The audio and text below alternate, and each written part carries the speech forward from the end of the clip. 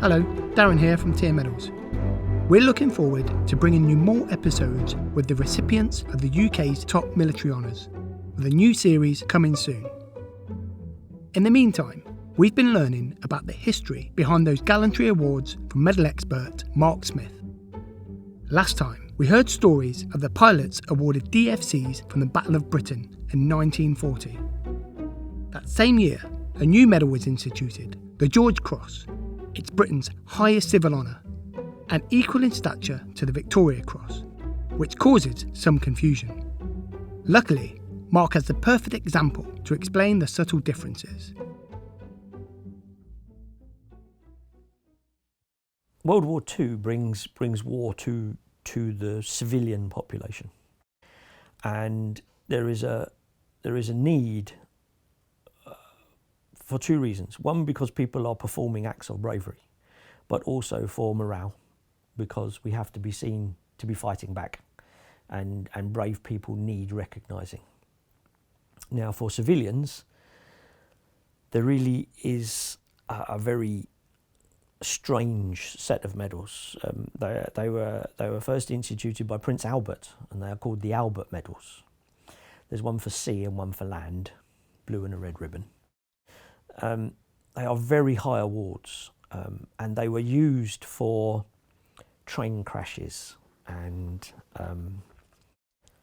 fires, that sort of thing, or shipwrecks. Edward VII instituted some medals for bravery during industry. So this is for coal mines and particularly accidents in factories. And they're fantastic medals, and they're very hard earned awards, they really are. But once war came to the capital, once war came to England with the Luftwaffe bombing us during the Blitz, and we had this civilian organisation of people who were going to be the air raid wardens, the auxiliary firemen, the auxiliary ambulance drivers, there suddenly became an opportunity for men and women to perform incredible acts of heroism. And what were we going to give them? And George VI institutes his medal, the George Cross. So this is the George Cross. It's a big silver medal, and it is awarded in almost exactly the same way that a Victoria Cross is awarded. And on the table of gallantry, they are exactly the same.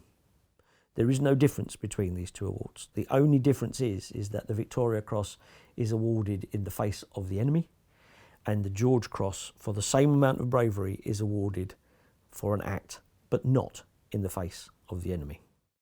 And the Victoria Cross says for valour on what's the... This one says for gallantry. For gallantry. Yeah.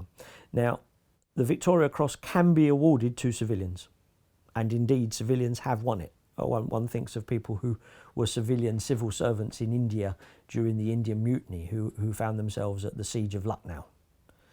And of course, many service people have been awarded the George Cross. But people always say to me when I give talks about this thing that the Victoria Cross is for service people and this is a civilian award. It's not so. It is all about the circumstance, and that's the important part that we have to remember. It's about what you're doing when you are awarded this. So there is a story of a man called Flight Sergeant Arthur Aaron.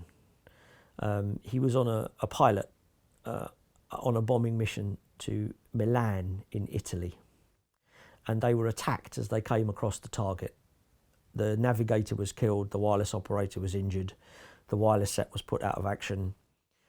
Arthur was very badly wounded. I mean, he lost most of his face and he couldn't speak anymore, and one of his arms was blown off at the elbow and bullets hit him in the chest.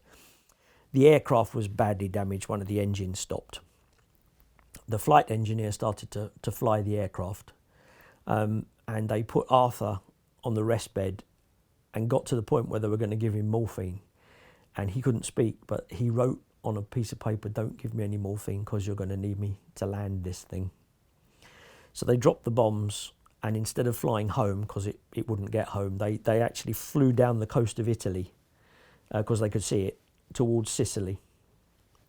Eventually arrived at Sicily, sent SOS, and they asked them to hold while they got a squadron of Wellington bombers in. One of the Wellingtons came in, was damaged, it crashed on the runway, it blew up, it closed the runway. So they said to Arthur, this is the problem, and he said, well, take me back. And they got him back to the pilot's seat, but he was so ill and lost so much blood that he did land it, but he landed it with a lot of help from everybody else.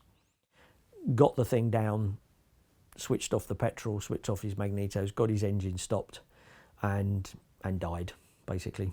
And he was put in for the Victoria Cross.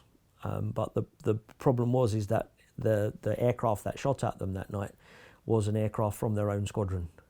So it was friendly fire, not in the face of the enemy. So he was put in for the George Cross. It's the same level of bravery, but it's not in the face of the enemy. Yeah. There is a twist to this story, though, because that ended up on the desk of Winston Churchill. And Winston crossed out George Cross, and in big green ink, right across it, he wrote, Victoria Cross. We can't let the enemy know we shot down one of our own aircraft. And Arthur, at the age of 20, was awarded his posthumous VC. So he was awarded both, but he was given the Victoria Cross. Yeah. Well, they I don't know whether they upgraded it or downgraded it, but they certainly changed it. Yeah. Next time, we're jumping ahead to 1993, when a review of the Gallantry award system prompted the creation of another medal and a new look for some of the existing ones. If you're enjoying this bonus episode of Morty, why not leave us a review or share the link with your mates.